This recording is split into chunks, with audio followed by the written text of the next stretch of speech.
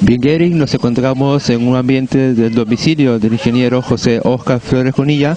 Él es investigador de la historia de Pisco. Óscar, muy buenas noches y muchas gracias por recibirnos en tu domicilio, donde vamos a hablar un tema muy importante sobre la fundación, que dicen, ¿no?, española de Pisco. ¿Qué tal? Muy agradecido por la oportunidad que me dan para poder decir unas palabras para discernir la verdad histórica de Pisco. La pregunta de cajón sería, Óscar, ¿hay fundación española de la provincia de Pisco? No. Tenemos que aclarar bien los términos. Fundación española se daba de las ciudades, no es como están propagandizando la provincia. La provincia de Pisco se crea el 13 de octubre de 1900 mediante un decreto ley, mientras que las fundaciones españolas se dieron cuando éramos dominados por el reino de España, ¿no? En ese sentido, los monarcas españoles dieron las normas, las ordenanzas para fundar ciudades, ¿no? Una serie de dispositivos que debieron cumplirse tal como se cumplieron, por ejemplo, en Lima. Lima fue fundada a la usanza española el 18 de enero del año 1535, ¿no? Mientras que a Pisco se le atribuye una supuesta fundación española el 23 de noviembre del año 1640, o sea, muchos años después, casi más de 100 años después de la llegada de los invasores españoles. Y tú, Óscar, has ido a investigar a Lima, por supuesto, a la biblioteca, no sé, a diferentes lugares. Sí, los diferentes archivos que hay a disposición aquí en el Perú, he hurgado, ¿no? En el Archivo General de la Nación, en las hemerotecas, en los archivos coloniales, y no existe, no aparece un documento que diga el 23 de noviembre del año 1640 se funda la villa de San Clemente de Pisco. No hay ningún documento, por lo tanto Pisco no tiene acta de nacimiento, no hay un documento que sustente que Pisco tuvo esa fundación española que tanto nos atribuimos, ¿no? Nos sentimos halagados de tener fundación española, cuando en verdad Pisco nace como un poblado indígena, un poblado forzado, ¿no? Después del concilio limense, el primer concilio limense que se dio, donde ordenaron agrupar a la fuerza a todos los indígenas de la zona. Por ejemplo, hemos visto unas publicidades en diferentes lugares de Pisco que habla de 372 aniversarios de la Fundación Española y elevación de la villa de San Clemente de Mansera de Pisco. ¿Qué hay de cierto? El segundo concepto es el que quizás se ajusta más cercanamente a la realidad, a lo que puede haber sido. El historiador pisqueño Mamerto Castillo Negrón demuestra a través de sus escritos que no hubo fundación española. No exhibe documentos porque no los encontró, por lo menos hasta el momento no hay. En el archivo de Sevilla, de las Indias que hay en España, tampoco han encontrado un documento que diga que Pisco tuvo fundación española. Entonces, lo que se supone, a través de las dos obras que publicó Mamerto Castillo, Mi Terruño, y el otro, La Monografía de Pisco, hipotetiza de que Pisco, como nació como un poblado indígena, haya facilitado la instalación de familias españolas de origen español, ¿no? Que llegaron con toda su familia, su servidumbre, y lógicamente se adueñaron de las mejores tierras, las mejores posiciones. Y llegó a haber tal número de familias españolas que solicitaron al virrey para que le dieran una autonomía administrativa, ¿no? Independizándola de Ica. Entonces se supone de que el virrey Pedro de Toledo Leiva, marqués de Mansera, haya otorgado la elevación, o sea, de un poblado, de un simple poblado, lo haya elevado a la categoría de villa.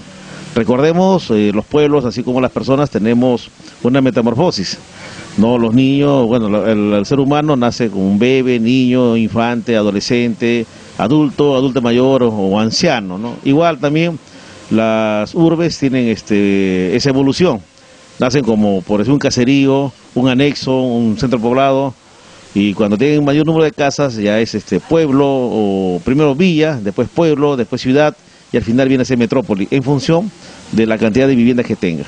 Entonces, en ese sentido, Pisco tuvo una cantidad ya regular de familias españolas, por eso que solicitaron y le dieron supuestamente, no hay el documento tampoco que diga, no, elévase a la categoría de villa, ¿no? Sino es una hipótesis a través de las crónicas y las referencias de aquellos que vivieron por esos años, de que Pisco fue elevado a la categoría de villa. Y hay un cronista que considera que el primer alcalde ha sido el señor Juan Osores. Por eso que una de las calles de Pisco lleva el nombre de Juan Osores, en memoria del supuesto primer alcalde que tuvo Pisco en los años coloniales. Porque leyendo algunos libros, viendo algunos documentales, si hubiera Fundación Española, así como en Lima, tendría que haber una acta donde firman las personas que vivían en esa zona, los personajes importantes de ese momento.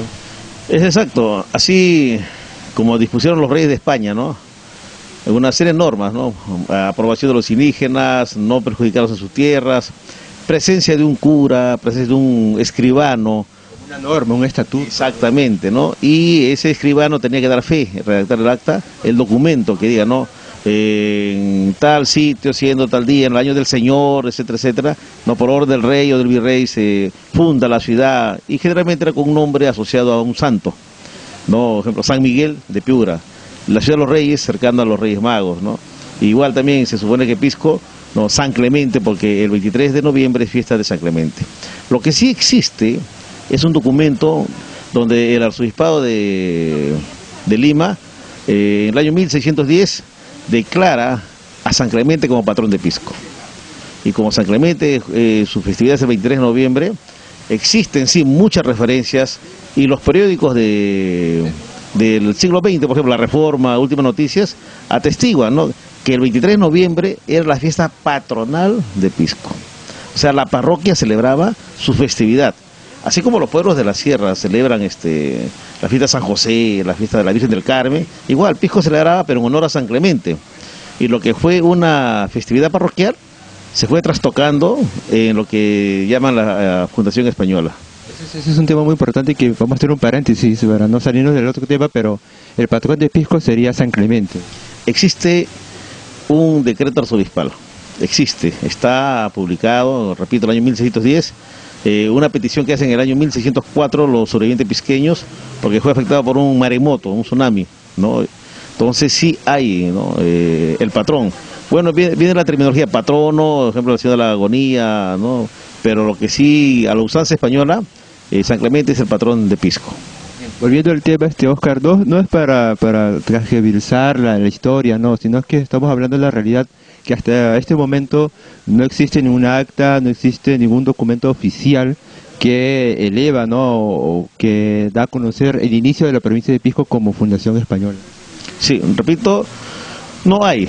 Bueno, y si alguien lo tiene, en buena hora. Sería bueno que alguien lo dé, ¿no? Lo demuestre, lo enseñe, ¿no? Para poder decir, ¿no?, aquellos que se sienten orgullosos de haber tenido Fundación Española, ¿no? Es contradictorio. Nosotros fuimos invadidos por los españoles, ¿no? E inclusive en los colegios nos enseñan, ¿no?, la etapa de la colonia, o sea, nos sentimos colonizados. Cuando en México, por ejemplo, se sienten, ¿no?, la etapa de la invasión española, ¿no? Y ellos no se jactan de tener Fundación Española, sino se jactan de ser pueblo indígena, ¿no? Los mayas, y netamente mayas, de los aztecas, ¿no? Entonces es contradictorio, ¿no? La época de la conquista, ¿no? O sea, una versión que nos han inculcado, ¿no? Entonces, para aquellos que se sienten orgullosos de haber tenido una Fundación Española, sería bueno que aquel que tenga, o aquel que lo haya encontrado, que lo exhiba. Entonces ahí podría decir, sí, Pisco tuvo Fundación Española. Pero mientras tanto, no existe el acta de nacimiento, la partida original que diga que Pisco nació bajo la usanza española. Repito, según todas las referencias, Pisco nació como un poblado indígena y fue transformándose con la presencia e instalación de familias españolas y llegó a ser la Villa San Clemente. Lo que sí existe es un acta que lo tenía el señor Carcelén Sotelo, el notario difunto, en donde el 17 de diciembre de 1689, por orden del virrey Conde de la Monclova, ordena que se reedifique Pisco, que 2 años atrás había sido destruido por un terremoto y un maremoto. Entonces, como no había casas, se ordena el traslado a la ciudad, un poco alejadito de la orilla de mar, y sí existe esa acta, ¿no? Ese documento sí existe, hay copias autentificadas, ¿no?, de que sí se reedificó Pisco, la segunda fundación, como dicen muchos, por orden del virrey Conde de la Monclova, don Pedro de Portocarrero, no, don Machado de Portocarrero, no, el Conde de la Monclova. Eso quiere decir que antes Pisco quedaba a la orilla del mar y ahora se trasladó donde está actualmente la plaza. Por supuesto, nosotros hemos estado supeditados a los movimientos sísmicos que se dan en esta zona, ¿no? Los terremotos y los maremotos han influido mucho en la historia de Pisco. El último terremoto del 2007 nos destruyó todo nuestro patrimonio que teníamos, ¿no? Los balcones, el templo colonial de la compañía, ¿no? Nuestro mismo templo San Clemente, ¿no? Que ahora parece un megaplaza más bien por su nueva estructura, ¿no? Cuando su arquitectura original era netamente colonial, en esa parte sí lo reconocemos, ¿no? Era una herencia de nuestros antepasados, ¿no? La misma iglesia de Humay, que ha sido inaugurada ayer, ¿no? Era un tipo neoclásico, pues la típica iglesia pueblerina, pero también, como dicen los mismos humayinos, parece ahora un megaplaza, ¿no? Carente de ornamentos, de adornos, no tiene muchas imágenes, etcétera, ¿no? Entonces, bueno, son estilos del modernismo, como dicen algunos, ¿no? Y eso es lo que se da en muchas partes del Perú. Hay muchos que defienden, por ejemplo, su herencia colonial, su herencia patrimonial, ¿no? Y mientras otros, por ejemplo, destruyen su plaza de armas para convertirla con el cuento del modernismo en un zafarrancho. 80 imágenes, alegorías, no, la de San Miguel, por ejemplo, no se entiende qué cosa es, no se entiende qué cosa es.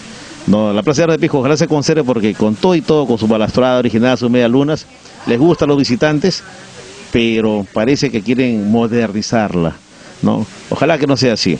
Repito, este 23 de noviembre, que era la fiesta patronal de Pisco, que sea una fecha para reflexionar sobre qué hemos hecho. Hemos conservado lo que nos han dejado nuestros antepasados, ¿no? Y hacia dónde estamos apuntando, hacia dónde nos dirigimos. Oscar, muchas gracias por tu atención y por atendernos aquí en tu domicilio. No hay de qué, muchas gracias a ustedes por la entrevista.